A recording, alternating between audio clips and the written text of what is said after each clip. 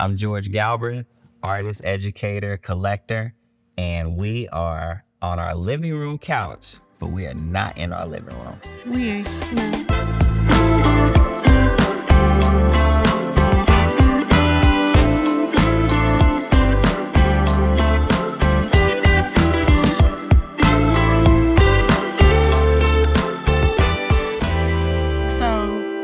A diamond and Galbreaths collection all around us.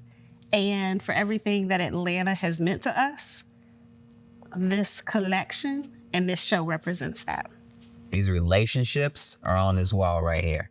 All of these artists, the people we know, the people we commune with, people we supported in their artistic journey, supported them like you support me as an artist. But supported them like they've supported us as collectors and art enthusiasts. The support goes both ways. And I love the stories.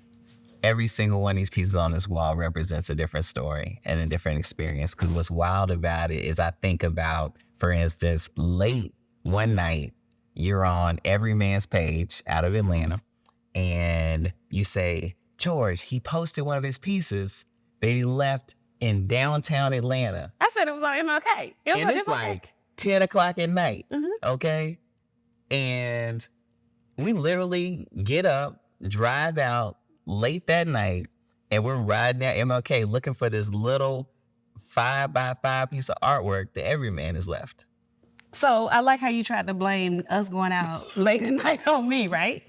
Because Paper Frank's piece, the self-portrait, you were on Paper Frank's page, and he was having a sale at his house. And his apartment was off Moreland. And we had to walk up like some fire escape-like stairs to get to his apartment to get the self-portrait that he hadn't even posted. So he having a sale, but we didn't get it.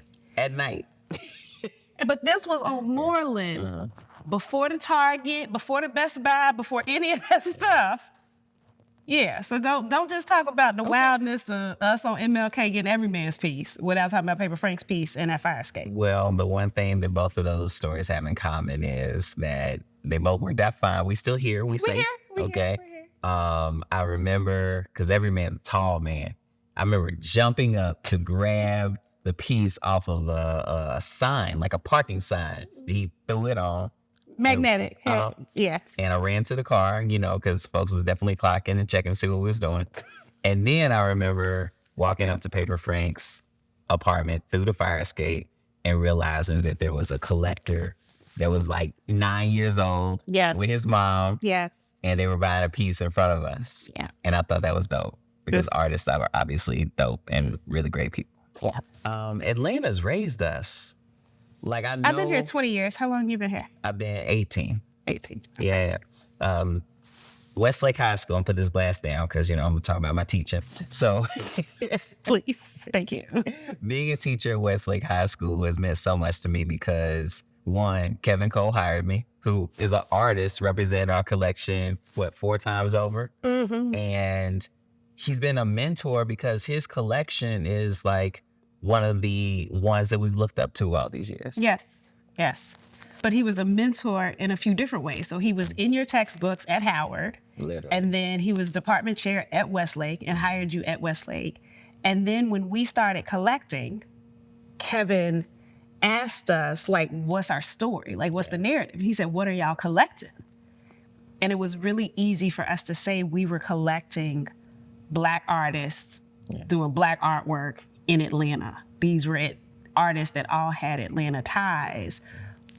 And while we were doing it, he made us think about what we were doing and to do it with an additional level of intentionality that we hadn't been doing, if not for him. And I'll say it now. I believe we have the largest Black contemporary artist collection Black Atlanta contemporary artists collection, period. You can say period, but I feel real confident if we say in the last decade. Absolutely. And that brings us to the book, okay? All right, so here's the thing. What's crazy to me is that we have represented, is it 100 pieces? How many pieces in here? 120 pieces. 120 pieces that have been collected over the course of the decade of our experience, with collecting, right? And it's wild that it's You gonna open the book? I know. You gonna look at the book? If You I'm just gonna gonna talk if I'm about the gonna open book? it, I'm just gonna be real with. Okay, so I'm going But to look at it like you want to look at Okay, it. what I love about it is I'm gonna reference the first piece. Okay, The so first piece? it's so ill to me that you called me out like you always do. Okay, and you said you're an artist, so why don't you have artwork on your walls? So this is when we first started dating. So Jordan and I first started dating. He said he was an artist, and I assumed an artist is a good artist, right? Like not a bad artist. Yep. But there was no artwork in his house, and that just didn't make any sense to me. His, somebody else's. Like, how don't you have any artwork? And then he was working these part-time jobs at Macy's and Pier 1. Like, but you could be like doing your art. Yeah. And selling my art. Like That was it? Well, that's Selling the art? So that's the thing. As a high school teacher, and definitely as an artist, I felt like I always had to sell my art because I had to supplement that salary, that low salary, right? But these three pieces, when you said these are ours, we're keeping these, it really did set off our collection. Yeah. It let me know that, like, an artist should keep some of their own work. I actually didn't even understand that. I didn't even focus on that. And that's one of the lessons we have in the book. But that's interesting because the lesson later came from Kevin. But for me, it was that I liked it and I wanted it and I wanted it to be in our house. And I didn't understand how I could be married to an artist and not benefit from having artwork in my house. You ain't had artwork in your house, and that sounded crazy to me. Yeah. For me not to have artwork in my house, like, I ain't marry you and all your talent with your teacher salary, not to have no artwork. Yeah. So, yeah, thank you for allowing that to jump off the collection. Absolutely. Yeah. And I remember one night looking up at that artwork. So I was working my job, and we had started this other foray into me leaving my corporate space. And I looked up at that piece of artwork, and it gave me inspiration, and it gave me some level of meaning. And I don't know if it was like a premonition to what was going to be, because at that time, what we thought we were going to do, or what I thought I was going to do, wasn't so tied to art. But looking at that piece gave me comfort, and it gave me hope. And if you had sold that piece, I wouldn't have had that hope and that vision simply from looking up at that piece at 11, 12 o'clock at night while I'm doing this secondary thing. And all the feelings and emotions and connections to our work is why not only we collect work, but why honestly everybody should collect work. Creating artwork is natural. It's innate. It is a part of the human experience. But having artwork in your home, it transforms the space, right? One of the things that I find, like, just, I guess, thought-provoking is that we are in a space where people are collecting all over the city, right? And our collection being shared in this public space is just letting people know the range of what they could contribute to this art ecosystem by supporting it. So a part of sharing this collection is showcasing all of the talent that we have right here in Atlanta. I think even for some collectors, sometimes they want to get outside of Atlanta and they want to go to Miami, or they want to go to New York, or they want to go to LA. And that's great. But there's talent right here. But replace Atlanta with whatever city you're in, and there's talent there too. Collecting locally. But what's local to you is international to somebody else. Oh, yes. Floyd Hall. Floyd House. Said it first. He said it first? Might have been on this couch. It was on the couch. Okay, We it was was on talking this to him on couch. the couch. Okay, because the We was nuggets talking get to dropped him. on this couch. And Floyd Hall explaining to us that someone in Paris buying a work from an Atlanta artist is absolutely collecting internationally. Yeah. And I think that's amazing. Yeah, no, I do too. And I think that it is beautiful to be inspired elsewhere, but to come back home and support locally. Like we talk about, like buying locally, supporting your local economy. If we just add the word art to that, like support your local artists, support your local arts economy. Like what does that do for the ecosystem and what you have like all around you? And I think so much of what we've been blessed to do, whether it's through Articulate, the Youth Artist Program, you as an educator, other art shows, whatever it is we're doing, we're trying to support and elevate and collect through that Atlanta narrative. And Atlanta is a really special place, like in its Blackness, in its historical possibility. Like, I remember when I moved to Atlanta, my granny was like, "You gonna leave your good paying job in Lexington? Like, you gonna leave? Like, I was working at a construction firm, and I just finished up with my engineering degree. She's like, you gonna believe all of this?" And I moved down, and I said, if I can't make it here, I can't make it nowhere. Like, if you can't move to Atlanta and make something shake, like, that's on you. Some of it was entrepreneur, but then it was like the Blackness. Like, I remember like just going to a telephone store and getting a hookup that you don't experience when you're from a less Black space, right? Like a space where you are certainly operating in a minority, but there is not like there's not a Black middle class, right? There's not a Black middle class of movement and opportunity. And so just being here was like inspirational. And then when I think of something like art collecting, I don't know that I thought I would be here. Like, I didn't think my life would be bad, but to have discretionary income to spend on artwork, that's a blessing. To have a house full of artwork was not even something, as an artist, I hadn't even anticipated that. 200, at some point, 300 pieces that we will live around, that we will invest in, that we will hopefully like add to our legacy.